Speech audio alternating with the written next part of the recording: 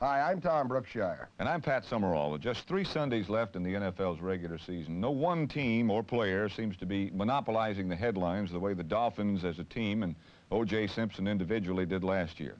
So, Tom, what team and player do you think will wind up with the glory this year? Well, the Oakland Raiders might be the most solid-looking team, even though they lost last week, and Stabler's had a great year at quarterback. But I think maybe Chuck Foreman, the very versatile back for the Minnesota Vikings, could be perhaps the individual if you have to do it that way. Got a lot of touchdowns. Jim Hart, I suppose, and Terry Metcalf would deserve some consideration, too, wouldn't you think? Yeah, and Cincinnati's Kenny Anderson, I think, or Isaac Curtis are individuals that certainly have had great days. Miami still has Greasy, and the coach is Don Shula, though. There's still some big people around. And there's consideration there, too. That's right. We'll be right back with This Week in the NFL after this message. Well, since last season, when the New York Giants moved their home games to the Yale Bowl, they've only one victory in 11 games they've played there, and that was over the St. Louis Cardinals last year. This year's Cardinals are a different-looking team than last year's, but the Giants still haven't found a way to win in their New Haven home away from home. The first time the Giants had the ball last week, they might have foreseen the kind of day that was in store. Despite his unusual technique, Dave Jennings managed only a 31-yard average on 4 punts. And on top of that, there was still operating room for number 21, Terry Metcalf.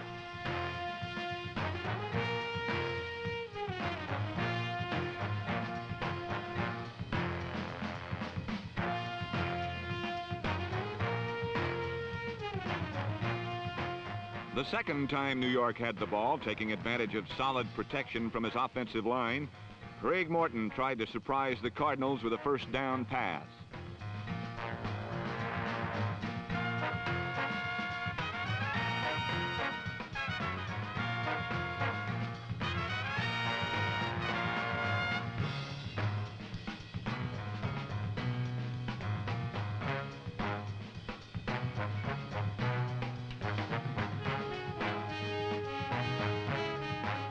Number 43, Norm Thompson's return had St. Louis in good position again. And Jim Bakken was called in for his second field goal.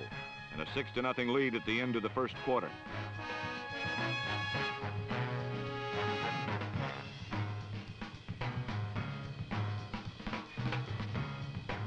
After loosening up his arms and fingers, the new Giant hero, former Dallas quarterback Craig Morton, finally completed a successful drive with just 21 seconds left in the first half. Ron Johnson, recently returned from an ankle injury, did the honors for New York.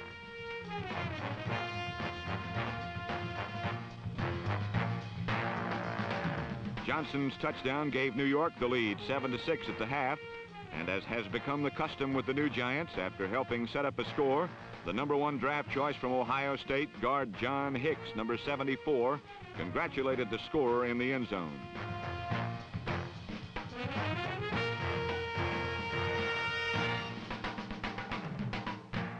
In the third quarter, Craig Morton built the New York lead to 14-6 with a strong pump fake and then a perfect spiral to tight end Bob Tucker in the end zone.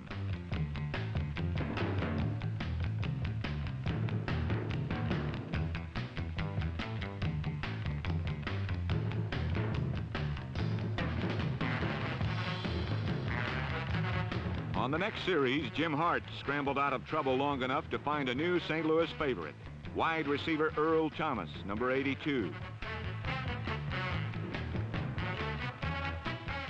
Thomas' touchdown brought the Cardinals within 1 at 14-13. And then in the final 5 minutes came the patented St. Louis Cardinal long-range explosion, this time from Jim Hart to Mel Gray.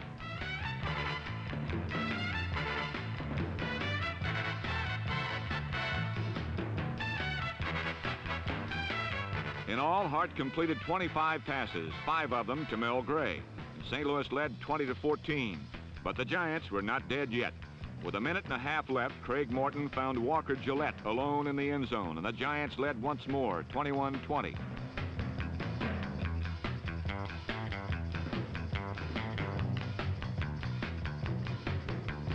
For the 4th week in a row, it looked as though the Giants would win a close one in the final minutes.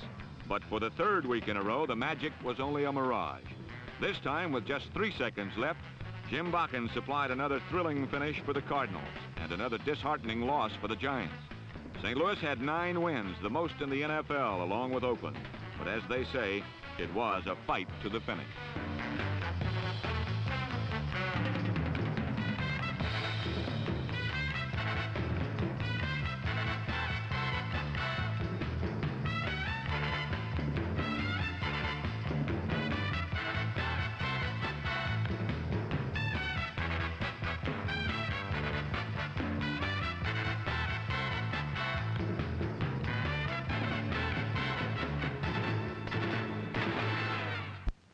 Pat, before last Sunday's game, the Eagles were the unfortunate owners of a 5-game losing streak. And at one time, they appeared to be playoff bound, but it looks like wait till next year for the Birds, huh?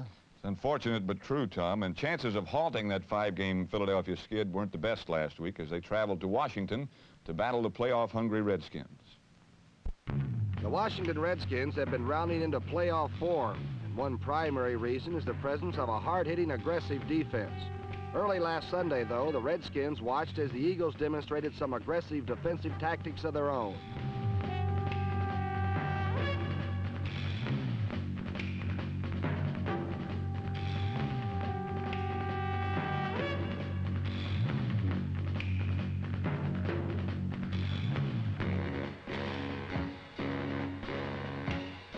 The Eagle defense held tight until Redskins signal caller Billy Kilmer began to probe the Philly secondary.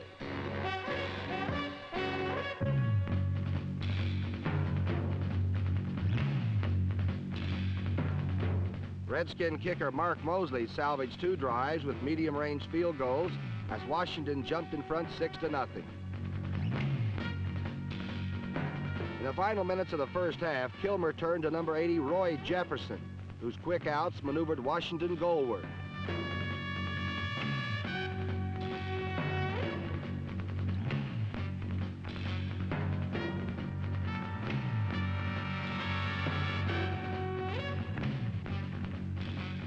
After Jefferson outquicked the Eagles, Kilmer went to his tight end Jerry Smith for the game's first touchdown.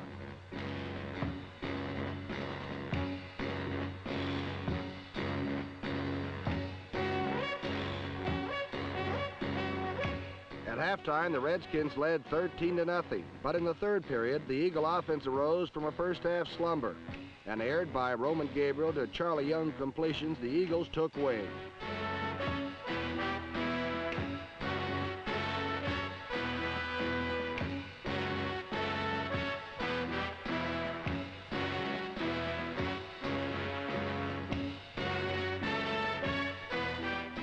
Gabe finished the drive with a point-piercing arrow to Harold Carmichael, slashing the Redskin lead to 6 points.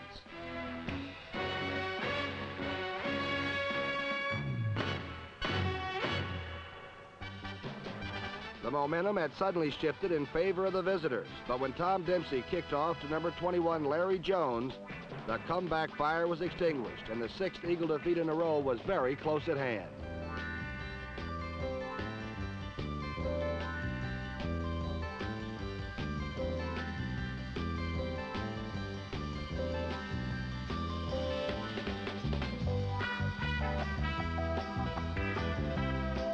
Number 21, Larry Jones, is one of only 3 rookies on the entire Washington squad, and his 102-yard kickoff return silenced the Eagles.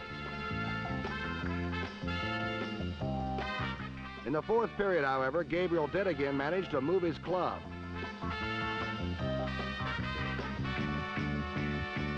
But the movement was short and inconsistent, and an interception by Redskin safety Kenny Houston, number 27, quelled the Eagle offense for good.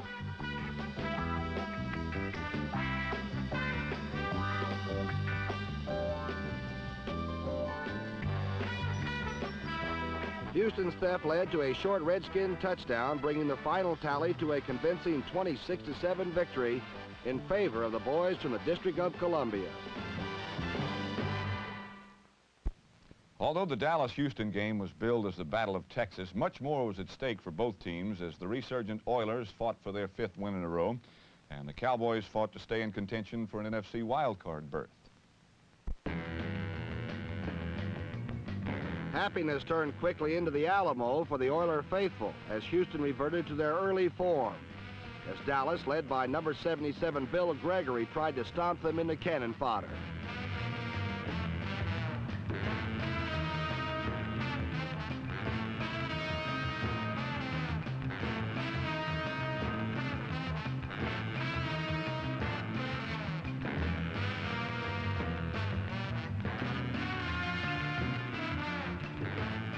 There were too many Mexicans at the Alamo, and at times there appeared to be too many Cowboys for the Oiler offense to fend off.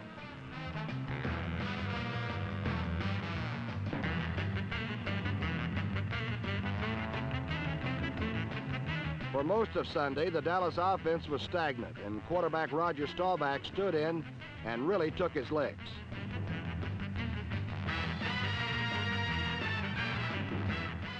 Led by Ed Too Tall Jones, the Doomsday defense sacked Dan Pastorini 7 times for 75 yards in losses.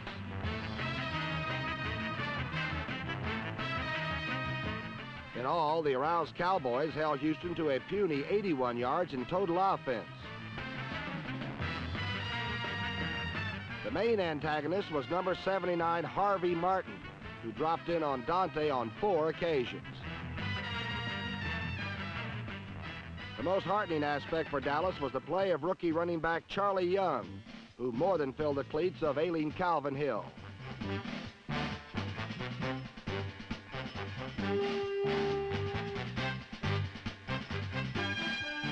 The only touchdown of the day came on a disputed dive by rookie Doug Dennison that gave Dallas a 7-0 lead.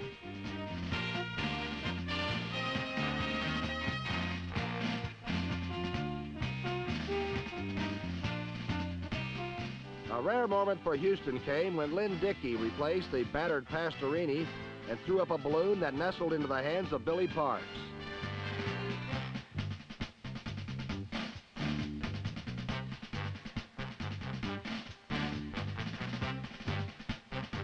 But that tiny spark blew up in the Oilers' face when safety Cliff Harris denied Dickey down deep at the goal line. Total defensive domination won the Battle of Texas as Dallas eased past Houston 10-0.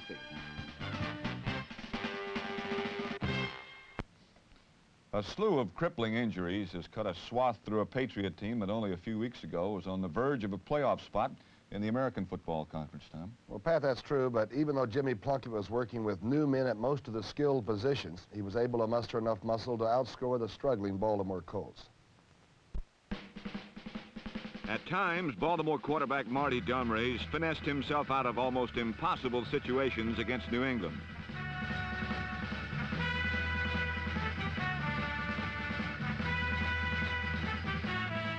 But in the end, there were too many points and one too many defenders for Marty to cope with.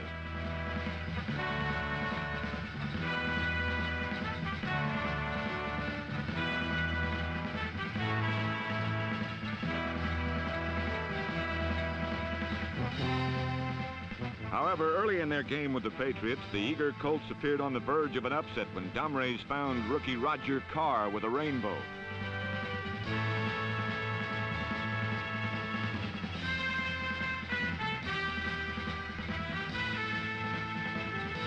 Unfortunately for the Colts, Carr's touchdown was voided by a holding penalty, so Baltimore knuckled down on defense. Leading the charge was number 78, John Dutton, the Colts rapidly improving #1 draft choice. The game remained scoreless until the Patriots' Rodrigo Barnes, a former Dallas Cowboy, forced and recovered a fumble by Cotton Spire.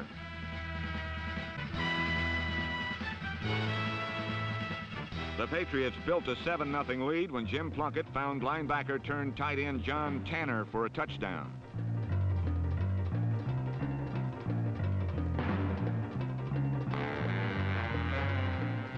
Trailing 17-3, Baltimore rebounded on Dumrays' arm and the sure hands of Roger Carr.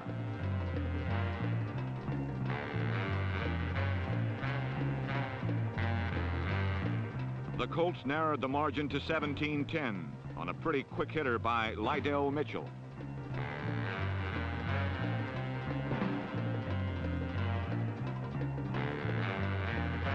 But But New England exploded for 10 more points on a field goal and a short smash by Minnie McHarren and led Baltimore 27-10 in the final period. Even with the game lost, Dumrays and Carr continued to confound Chuck Fairbanks' old college defenses.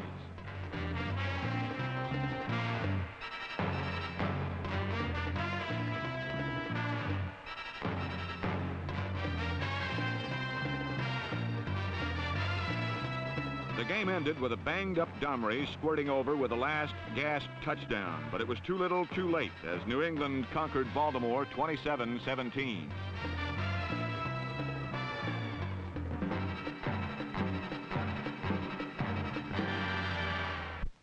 In order to keep their division title hopes alive, the Buffalo Bills had to beat the Cleveland Browns last Sunday. And amidst a cold, wet Cleveland afternoon, the Bills did just that.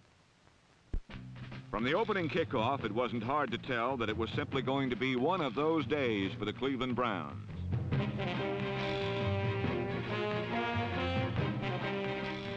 Their luck continued when on their second series, the Browns mounted an incredible 25-play drive and managed only a field goal.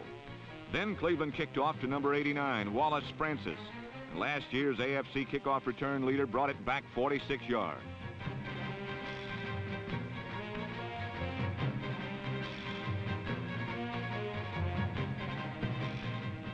As if the return by Francis wasn't enough, 2 plays later, O.J. Simpson did his thing from 41 yards out.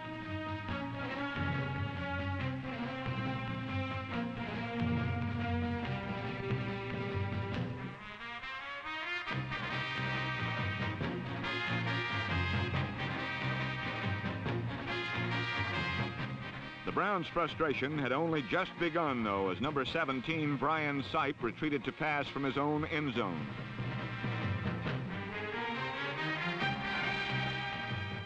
Sipe was flopping like a fish out of water in his attempt to avoid the safety brought on by Bill defensive tackle Mike Kadish. But while the Browns' offense failed, the Buffalo passing attack fared little better.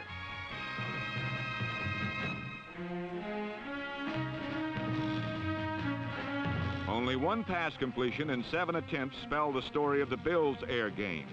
But with a potent ground attack in O.J. Simpson and number 34, Jim Braxton, the pass just wasn't needed as badly on this Sunday. Buffalo added 2 field goals to lead 15-3, 3 times victimizing Brown quarterback Mike Phipps with the interception.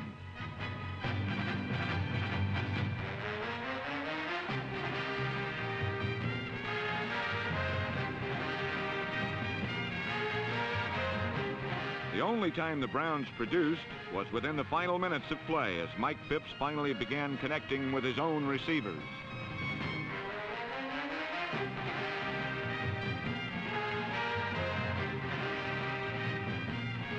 A Phipps to Ken Brown hookup with 8 seconds remaining made the score closer, but the Bills won it anyway, 15-10 over the rapidly fading Cleveland Browns.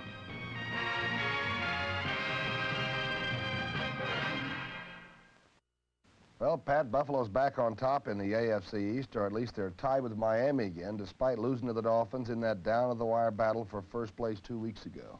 And the Dolphins, who had won 5 straight and were starting finally to look like world champions again, gave Don Shula some more gray hairs last Sunday in Shea Stadium. It has been a trying season for Don Shula, mostly because 11 different starters, 4 on defense and 7 on offense, have missed games due to injuries. But last week against Joe and the Jets, the Dolphins appeared at first to have everything under control. After a close inspection of the Shea Stadium turf, Joe Namath decided it was time for a little landscaping. Having established a firm foothold, Namath accounted for the only score of the first half with a play-action rollout pass to his 6'5" tight end Rich Castor, number 88.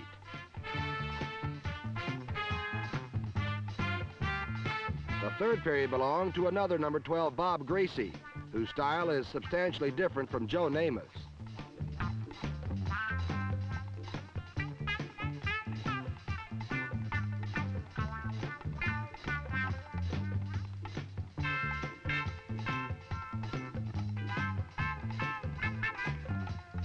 Bob Gracie can scramble and he can run. Last Sunday, when he saw a way to the end zone, he ran for it.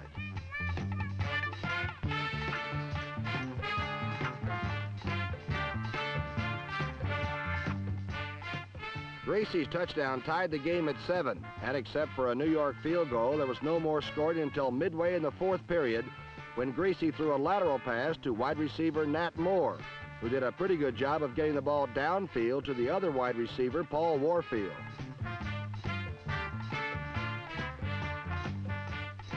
From the 6, Gracie turned what appeared to be a broken play into an easy 6-pointer to Jim Kick. Miami led 14-10, but with 5 minutes left in the game, Joe Namath turned the clock back about a half a dozen years.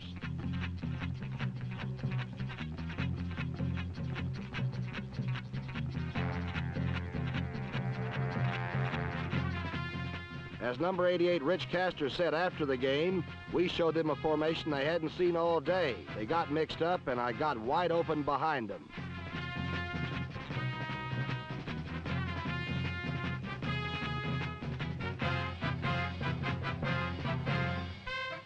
Castor's 6th reception and 2nd touchdown gave the Jets a 17-14 lead, but there was still plenty of time for Bob Griese and the Dolphins to come back.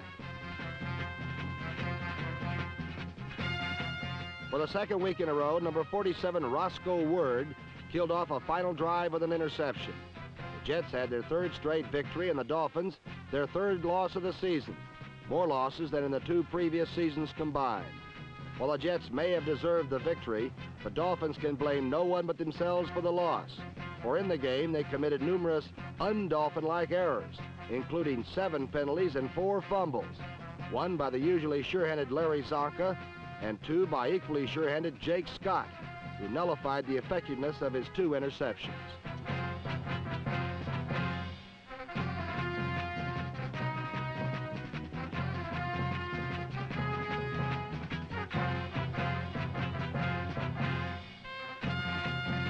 The Miami errors were not limited to the offense and defense, for the usually impeccable Dolphin special teams also erred at least 4 times.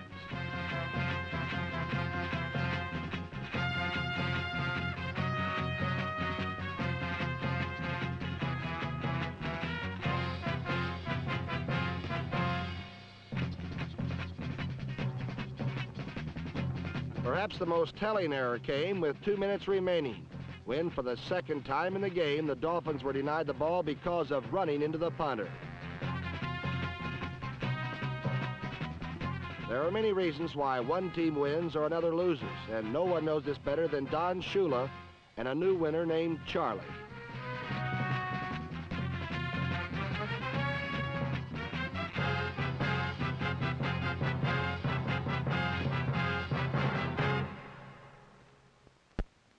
Well, Pat, last week in Detroit, the Lions were very much in need of a victory to keep their playoff hopes alive. And luckily for the Lions, Tom, their opponents was a bunch of Bears from Chicago who started hibernating about 6 weeks ago. This has been another very lean season for the Chicago Bears, a team long slumbering in the caves of defeat.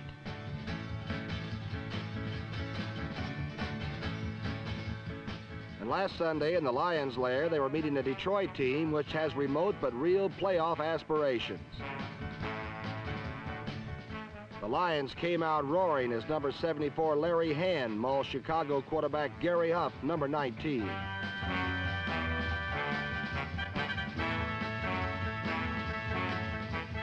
The pressure got to Huff early, and his errant pass was picked off by Levi Johnson, who raced in for the touchdown.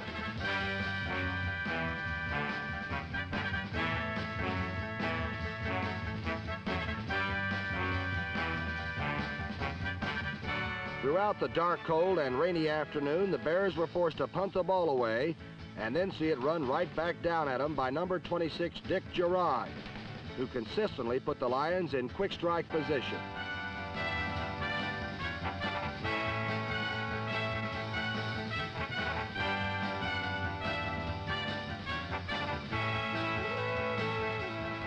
The lightning struck in the person of number 42 Alty Taylor, whose 22-yard run gave Detroit a 17-0 lead.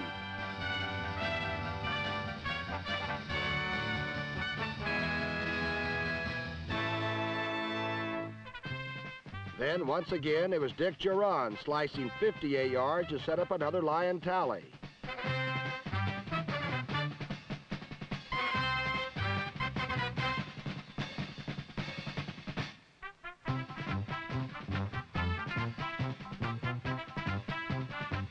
The score by number 31, Jimmy Jones, a rookie, was his first in the NFL. And combined with a Steve Owens one-yarder, gave the Lions a 34-3 lead. Then there was a new quarterback for the Bears in the person of number 10, Bobby Douglas, who held an impromptu meeting right in the middle of the backfield. But while Douglas may have his shortcomings as a quarterback, he's one tough cookie as a halfback, and his strongly elusive scrambling moved the Bears in close.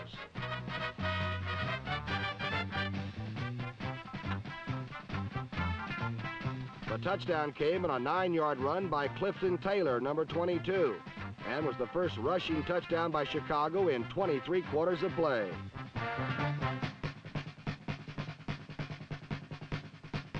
And since rushing was the name of the game, Bobby Douglas dished up more of the same.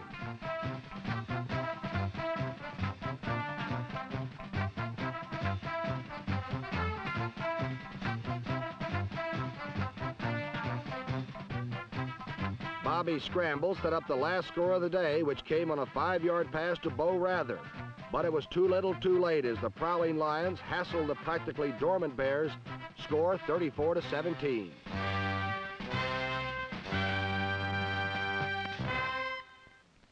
On September the 9th, two rookies named Eric Torkelson and Don Woods both were in the preseason camp of the Green Bay Packers. On September the 10th, Don Woods was cut and claimed by the San Diego Chargers. Since then, Woods, a quarterback turned running back, has become the rookie sensation of the league, gaining 840 yards in his first 11 games, Tom. Boy, and he's quick, I'll tell you, Pat. And there's also Eric Torkelson. Nobody had heard of him until the Chargers invaded Lambeau Field, home of the Green Bay Packers last week. Despite their dismal 3-8 record, the San Diego Chargers are one of the most improved teams in pro football, and a month ago they might even have been favored to dispatch the Green Bay Packers. But in that month, these Packers have begun living up to their legendary name. And though their improvement coincides with the arrival of John Hadl, the Pack is doing it mainly with defense.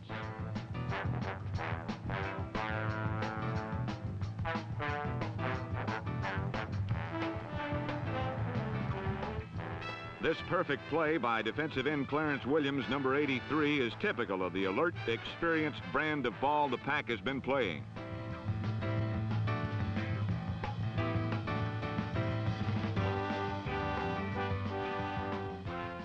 And all facets of the Packers roster have been contributing to the victory drive, which may even yet overhaul the Minnesota Vikings. In this case, it is Eric Torkelson who is Johnny on the spot to ring up 6 points for Packers special teams.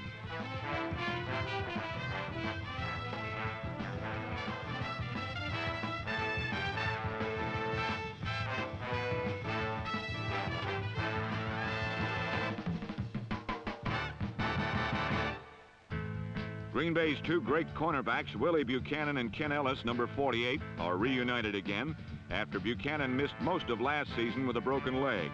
And that makes the Packer D a threat to score from anywhere on the field.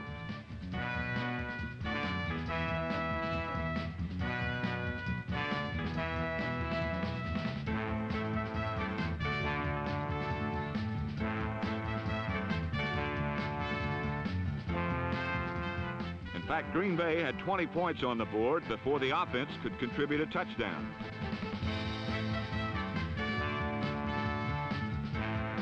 But John Hadl got his steady hand in, completing 14 of 22, including this 24-yarder to MacArthur Lane to wrap up an impressive 34-0 shutout over the tough Chargers.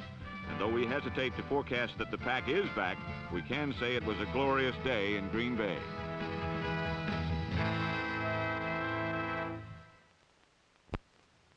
The Cincinnati Bengals had all their first-string running backs injured last Sunday when they faced the Kansas City Chiefs. And so quarterback Ken Anderson took advantage of the opportunity to bolster his NFL-leading passing statistics. Bobby Bell was the only Chief who could find humor in last Sunday's game against the Cincinnati Bengals, because even if Cincinnati's mascot was acting more like a curious putty cat than a caged man-eater, the Bengal defense was more than willing to bare their claws when the quarry were the Kansas City quarterbacks.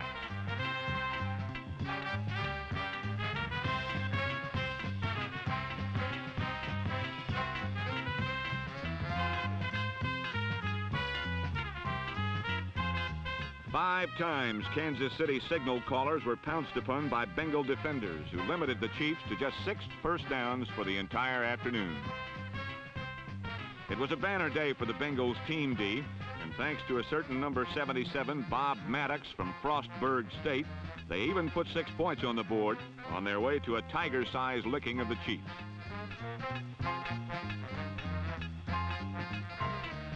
And for the Chiefs, whose lost season now reads 4 wins and 7 losses, the best they could do was generate 2 field goals behind the still, at least picturesque, passing arm of 18-year veteran Len Dawson.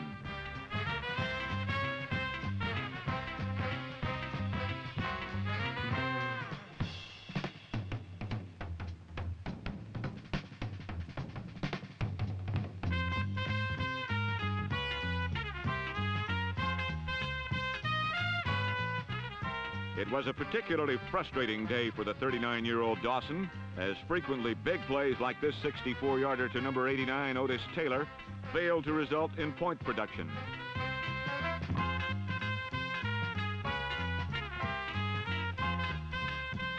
The most bitter moment of the afternoon was the nullification of this apparent Otis Taylor touchdown pass.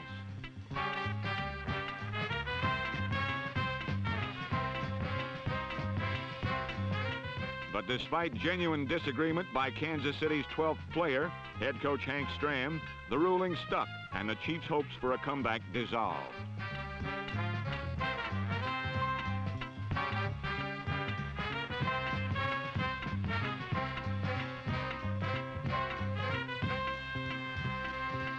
As for the aging Kansas City defense, only once did it show its brutal form of old.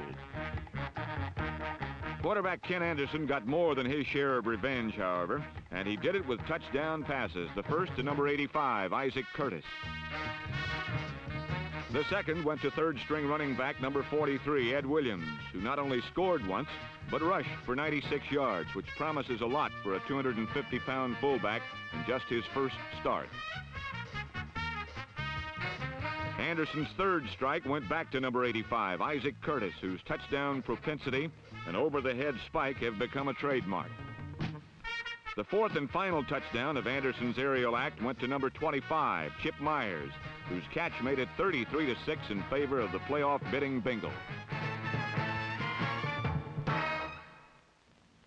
Well, Pat, until last week, the Oakland Raiders had the finest record in all of pro football. They were standing very tall with 9 wins and only 1 loss. Not only that, Tom, but their 9 wins were all in a row, which gave them the longest victory streak in the NFL this year.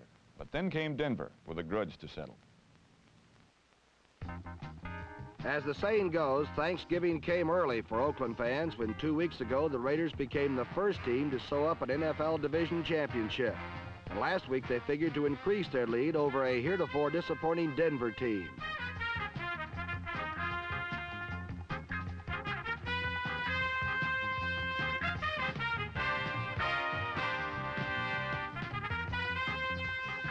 Oakland opened fast and furious with 2 potent rookie runners. Number 34, Harold Hart, was dynamite on this 67-yard kickoff return.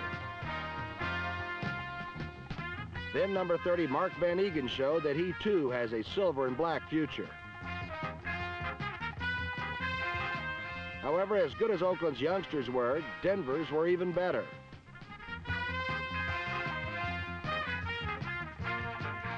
Number 24, Otis Armstrong, accounted for 146 Bronco rushing yards on 29 carries. But even better was number 32, John Keyworth, a rookie who put Denver on the board first and racked up 148 yards rushing with a 10-yard per carry average. While the Broncos were chalking up the rushing yardage, Ken Stabler and Fred Biletnikoff were connecting through the air. For the day, Fantastic Fred had 8 receptions for 121 yards and 2 scores.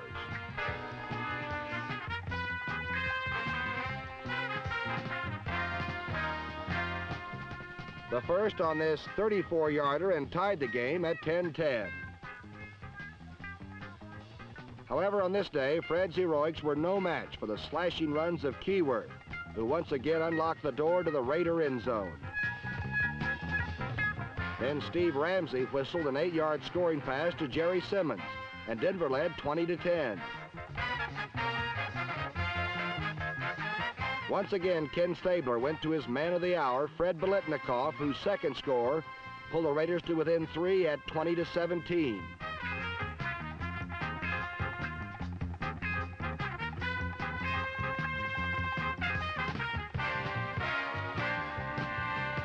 In the end, that was all the Denver defense would allow as the Broncos stunned the playoff-bound Raiders in a game that meant little in the standings, but returned a measure of respect to the men from the Mile High City.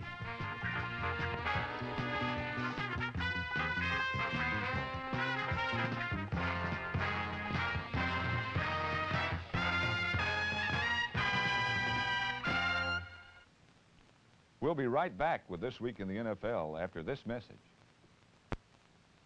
Last week, the San Francisco 49ers pulled off their second shutout in a row and also put some points on the board, which leaves the 49er faithful wishing the season were about 6 weeks longer. At Candlestick Park, the bombs of quarterback Pat Sullivan blew away on the ill winds that have plagued Atlanta all season. Sometimes Sullivan lucked out on his overblown bombs, but on too many occasions, 49er defenders like Jimmy Johnson stood out there in center field and picked him off like Willie Mays. In 11 games, the Falcons have managed a paltry 84 points, and they've been shut out 3 times. Against the 49ers, their limp attack ran headlong into the head-on charges of Cedric Hardman, number 86.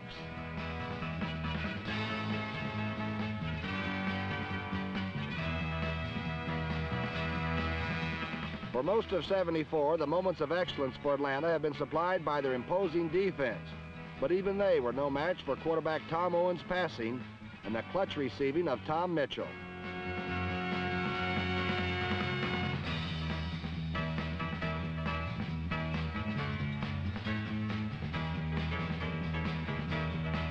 The 49er front wall opened up gaping holes for Larry Schreiber. And when Atlanta shored up for the run, Owen connected with gifted Gene Washington for 6.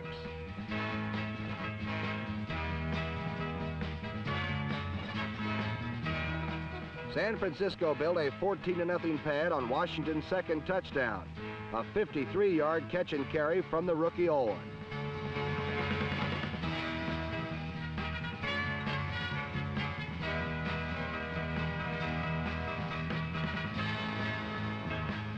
The most exciting moment came when rookie Manfred Moore fielded a booming punt at his 12 and cut loose the afterburner.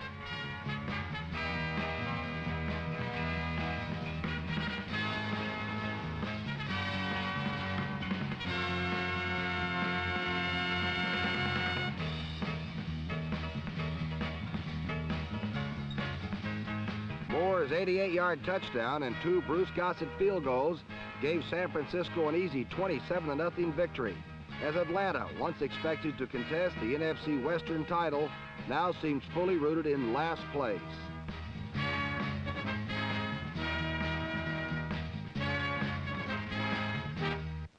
Last year, the then undefeated Minnesota Vikings and the then undefeated Los Angeles Rams played to a 10-9 mugging, in which the Vikings won in numbing cold up in Minnesota. Well, Pat, that was last year, but in an almost endless summer days of Los Angeles last Sunday, the same assailants matched up again. And the quality of the weather this time did not have much effect on the character of the football game. Up in Minnesota, frost has long been on the pumpkin. But in Los Angeles, the butterfly still courts the hibiscus. And the sunshine star-spangled beauties tell the seasons by whatever turns them on. And if it's the Rams, it must be autumn. But the Vikings brought the stinging breath of winter with them from Minnesota, and Fran Tarkenton threatened to freeze dry the local darlings early with back-to-back bombs. First to Jim Lash, next to John Gilliam.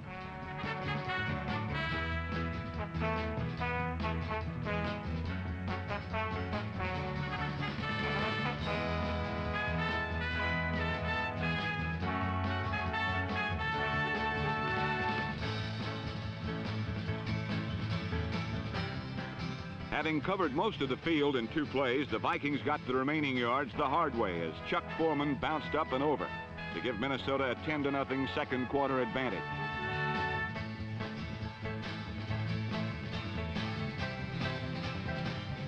But Jimmy Harris rallied his Sunshine Soldiers on their next possession, and this pass to Jack Snow dented the Winter Warriors for 22 yards.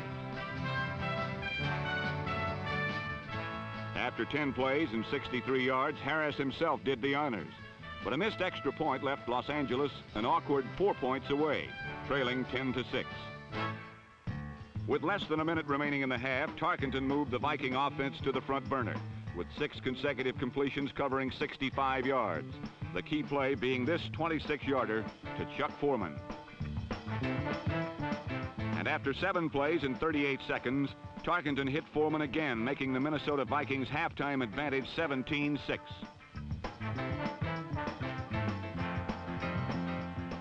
In the third quarter, neither of the adversaries could alter the score.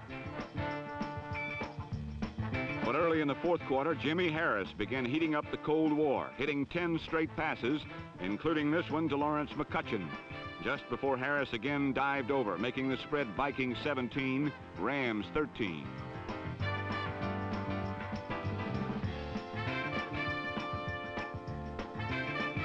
And though the Vikings ate up more than 5 minutes on their next possession, time enough remained when Harris again took to the firing line and began finding sticky-fingered receivers. Under the 2-minute mark, Harris lobbed 8 yards to Jack Snow, all alone as an interloper in Valhalla, and it was the Vikings who felt the hard frost of defeat. A repeat shows the poise and clutch touch of Jimmy Harris, intangibles that may have decided the Rams head coach Chuck Knox to trade away the veteran John Hadle. And though the Rams have been less impressive this year than last, this come from behind 20-17 victory affords Ram fans every reason to look forward to the NFC playoffs with optimism.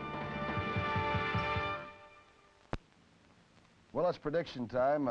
I'm even now, 24 all, and I'm going to tape up and play you tough the last few I weeks. just got to keep my poise, I guess. All right, how about start out with Green Bay at Philadelphia? I like Green Bay. Okay, I have to go with the Packers, too. Okay, how about Houston and Pittsburgh? This is going to be tough. Even though it's in Pittsburgh, I've got to think the Oilers might do it. I'm going to go with Houston. All right, I'll take Pittsburgh. Kansas City, St. Louis, what do you think? St. Louis. Looks like they're riding all the way now. That's for the championship of the state of Missouri. How about New England at Oakland? The Patriots are staying close, and I don't know how, but I'm going to go with the Raiders to bounce back.